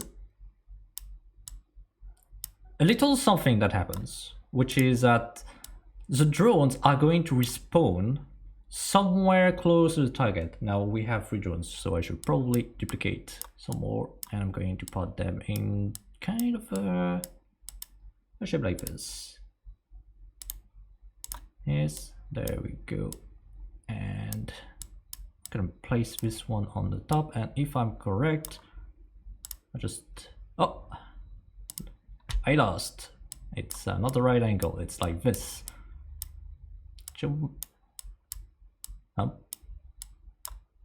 And finally, there we are.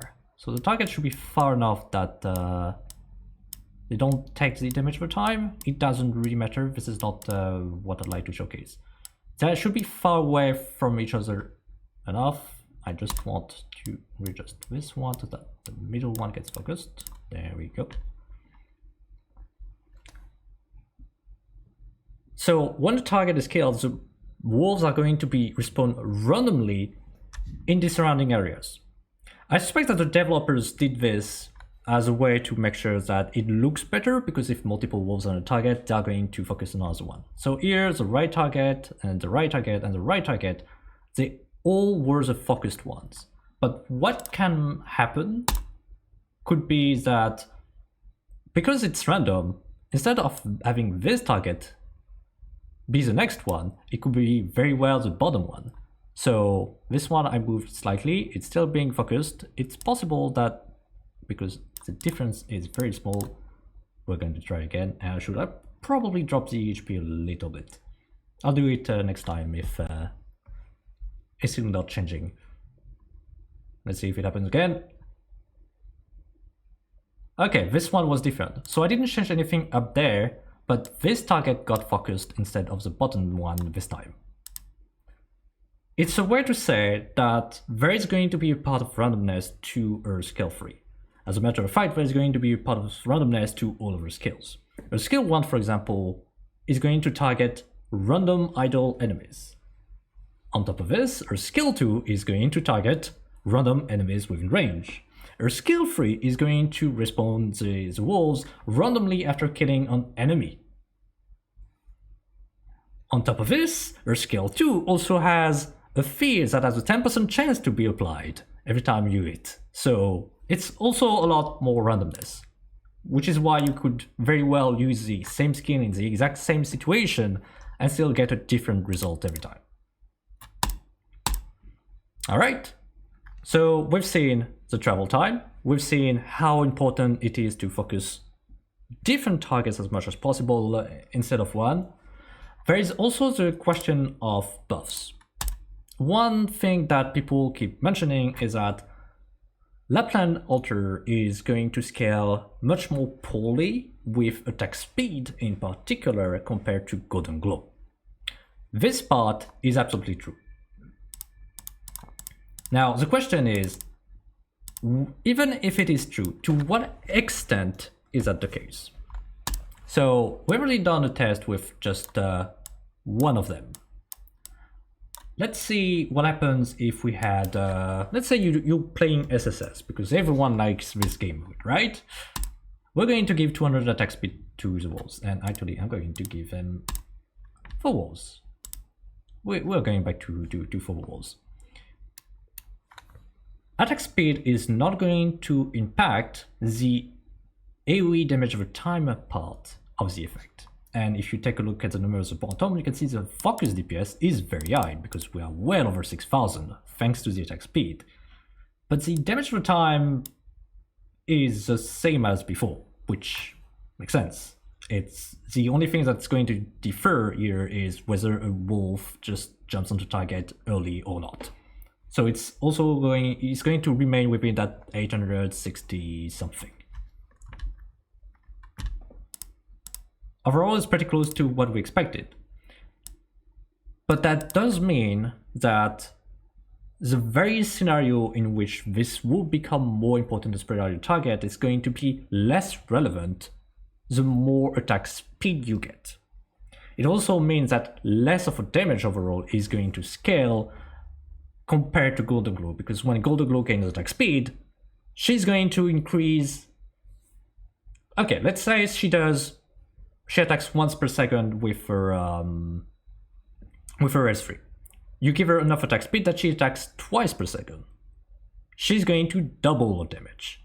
Lapland Altar is not going to double her damage, she's going to gain less, but she's still going to gain significantly enough that it's not going to be that big of a difference. We're going to be seeing it with the buffs. A last note about the DPS simulator. Again, you have a link that is available directly in Lapland has free travel time, so there is a GitHub available. You can get here, and if you want to get the application, all you have to do is download the file. Actually, you have instructions somewhere here where it says you can download the project, download the zip file, you unzip, and you just have an index.html. You open it with a browser, and you will have access to this. This is not going to be supported for mobile phones. I'm sorry, I'm not a big mobile phone user, and as such, I can't provide support for every device. This was something that was mainly meant to gather data in the first place. If you cannot or don't want to, and I can perfectly understand why, don't worry. This particular addendum already is going to sum up a bunch of scenarios that we have seen, where there is a focus on different targets, there is them going to different targets, there is the multiplicity of targets and them losing damage due to having to go through the warm-up phase, and then there's the travel time. So you just have a lot to read. You don't actually have to download the application. All right. So talking about the buffs, I mentioned that the Mech-Accord casters having a very low base attack is actually a good thing. And I mentioned this specifically because of bards in particular. So we're going to pick a simple example here. So these are the base values that we have. We are only going to be interested in the post warm-up DPS numbers. So try to keep those in mind. And actually what I can just do is I could just write those again. So 2464, 61155, 5139, 2741, 285, and then 2578. All right. So we have these numbers right here. Let's say we had a Warframe buff. So Warframe is a pretty popular operator when it comes to buffing your ops because it's a big 90%. It's only for 15 seconds, but it's big 90%. It's pretty good. So you can see the difference compared to what we have here. Some of the skills will not get as much benefit as other ones. So for example, Lapland S3 is not going to increase by that much DPS. It's like 2700, which is, okay, it's like what, a 50% or so damage increase? This one is going to get a pretty big increase, so skill 1 is going to benefit a lot from it. This has to do with how the damage formula functions. Basically, the more attack multiplier you already have, the more any additional attack multiplier will be diluted. So the easiest way to see how much impact it's going to have is to take a look at how much you're getting from your skill in the first place. So in those cases, Lapland S2 already has a 120% attack multiplier. This is 2.2, so it's 1 plus the buff, which is 120%. So 1 plus 1.2 is 2.2. And again, if we go back to what we have here and we compare these two numbers together, we can see that the difference is pretty minor. So Warframe is not necessarily going to be the best there if you actually want to buff skill 2, for example. It's going to be more significant if you want to buff Golden Glow S1 or Lapland S1. This is not going to be true just for Mech-Accord casters. However, what is going to be true mostly for Mech-Accord casters and also for any target with particularly low base attack, so usually it's the case for marksmen, for example, is that bards are particularly potent for them because bards are going to give a flat number of attack to the operators in question.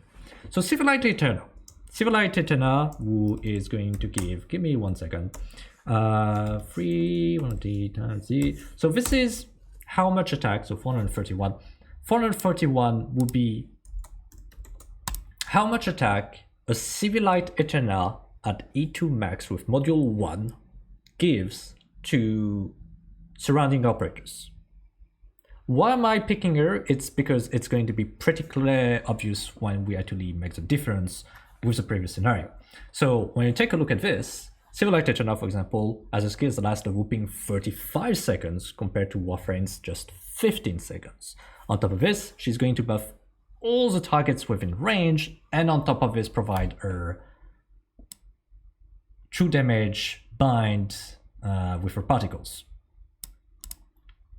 And if you take a look at the DPS numbers, you'll notice that they are extremely close to what Warframe is providing.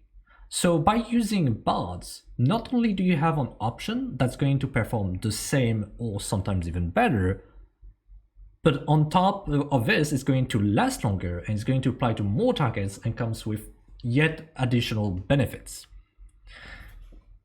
It's a way of insisting as to just how strong some particular buffs are. So if you are to use some particular buffers,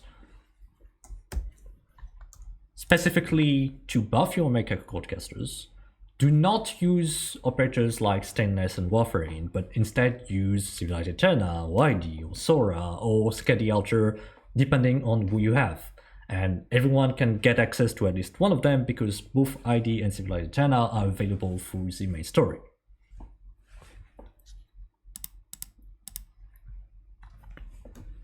So we've done flat attack, we've done attack multipliers. What about attack speed? So this one is going to be, again, we're going to take a look specifically as a global range. I did mention already that Golden Glow is going to scale better with attack speed compared to Lapland. We can also take a look at the left one. So the red and the yellow ones are both of Lapland scale. So the red one is Lapland S2 and the yellow one is Lapland S3. So you can see they are clearly above the rest.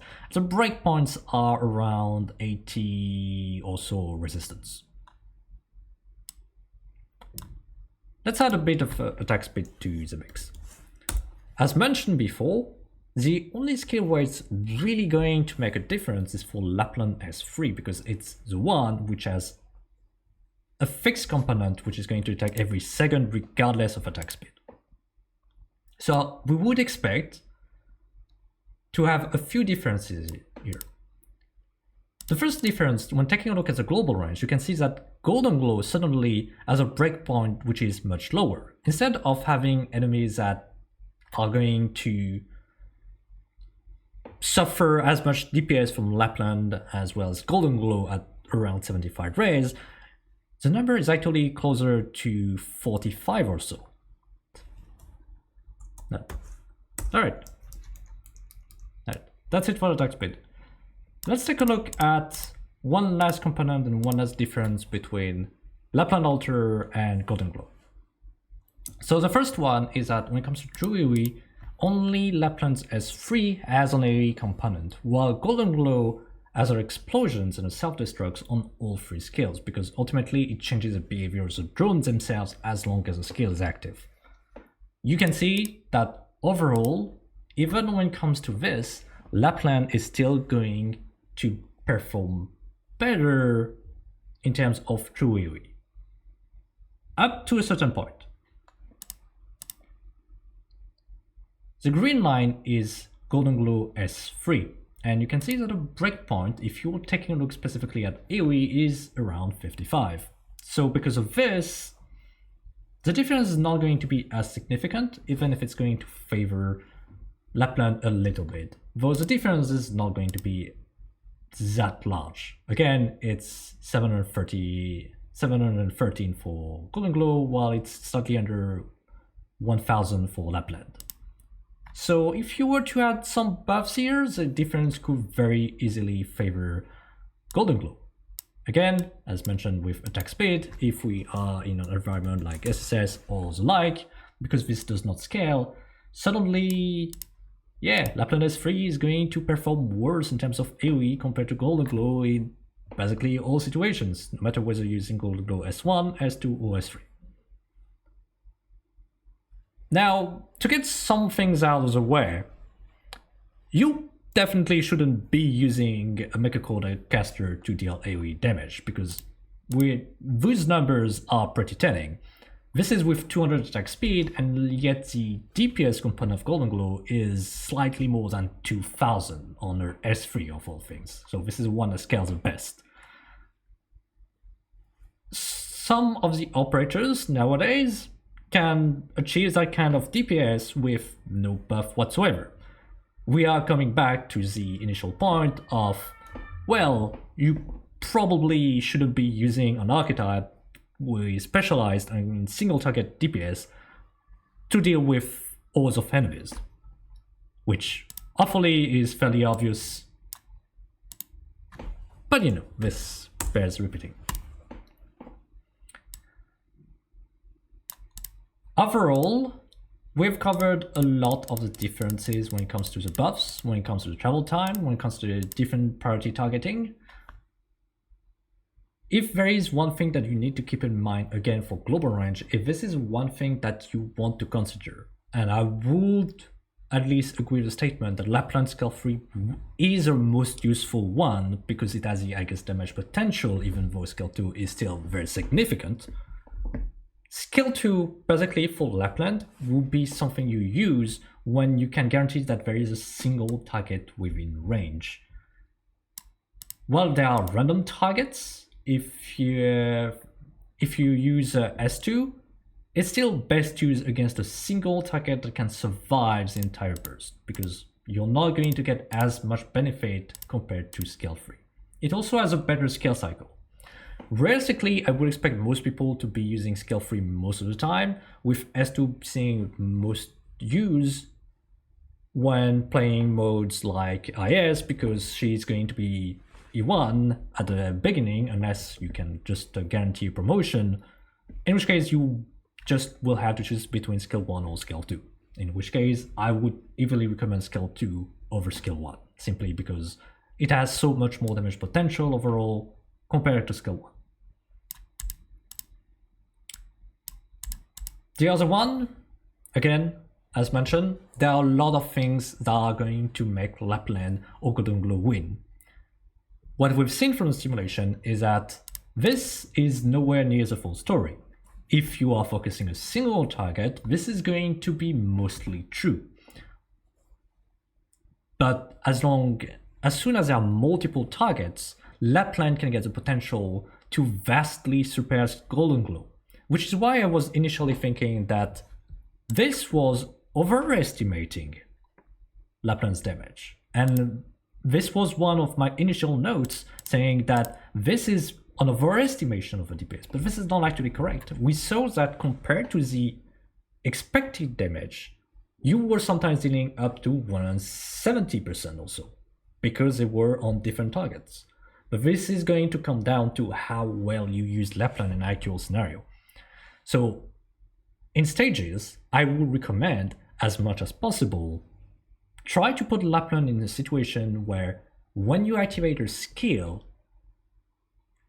the drones are going to be going in different directions, focusing different targets. I know I've repeated myself a lot, but I really want to insist on that point. You've seen how much of a difference it makes. You can literally go from simple to double your DPS.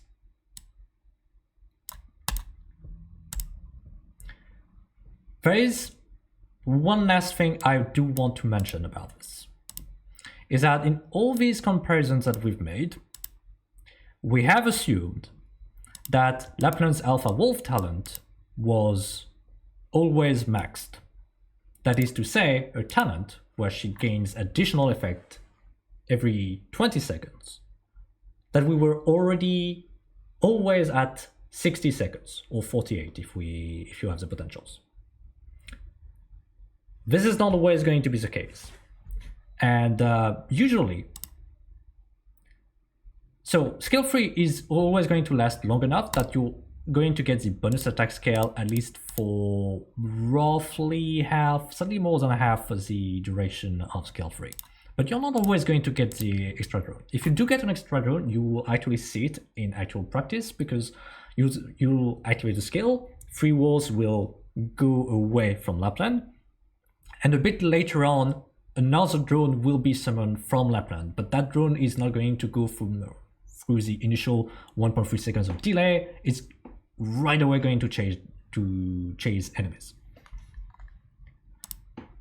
I'm going to remove simply the extra drone, just so that you can get a better idea of what it means. Because in effect, this is adding a 60 seconds timer to Lapland until she gets to her maximum potential. So let's have a look at the numbers a little bit. Overall, she's still beating Golden Glow, but she's losing a whopping 1000 DPS on her scale 2. She's losing over 800 on her scale 3. It's still going to be better than Golden Glow, but obviously you do have to take this into account, and you do have to realize, okay, maybe it's going to be something where if you want to use Lapland and then retreat her at some point and redeploy her, if all you do is deploy, activate scale, and iterator, you are not going to get her to maximum potential. So this is something that you have to keep in mind. Golden Glow is not going to have this kind of issue.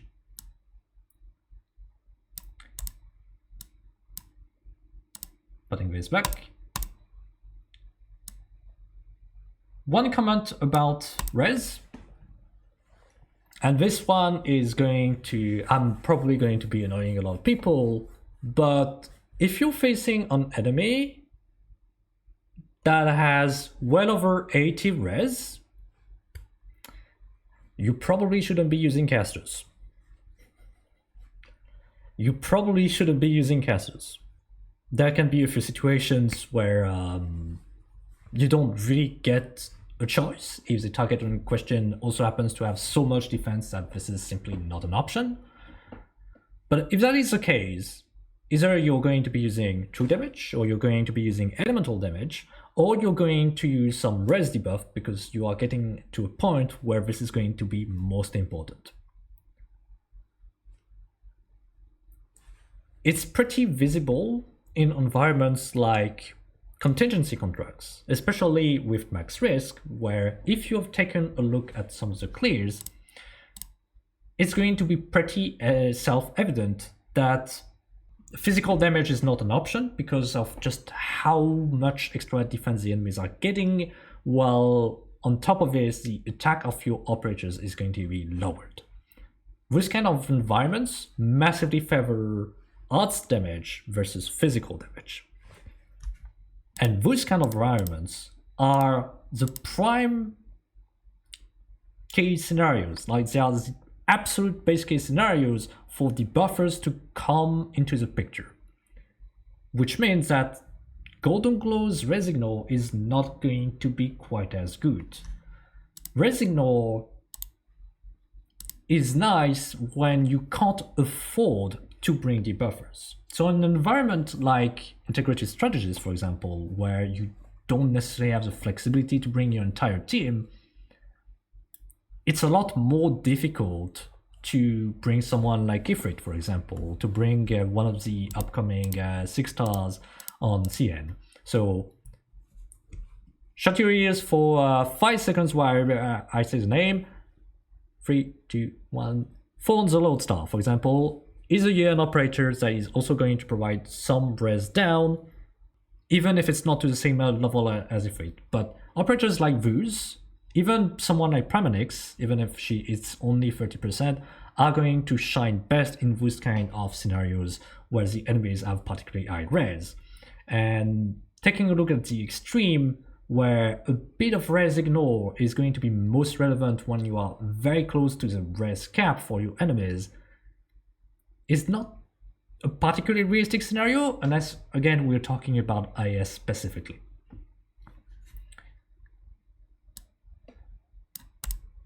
In terms of overall performance, I would say that Lapland is, without a doubt, a clear power creep compared to Golden Glow. Like, she has clearly power creep Golden Glow in almost all situations.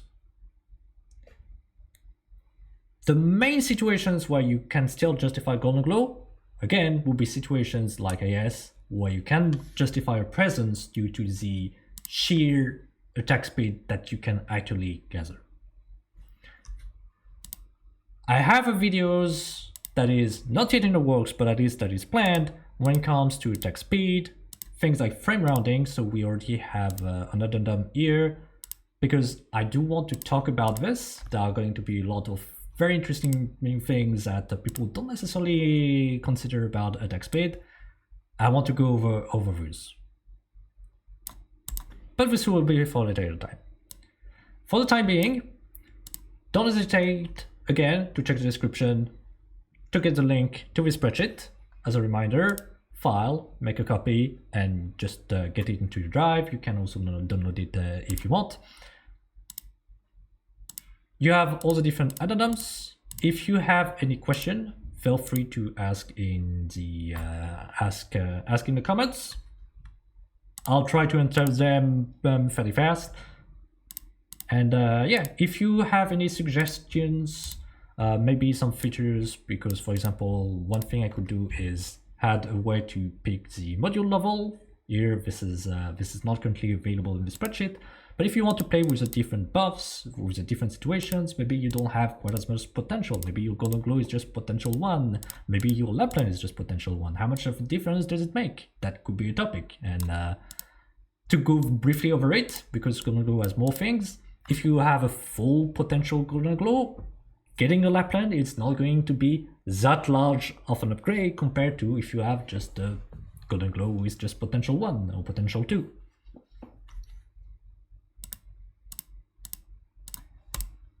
Alright, this is going to be it for now.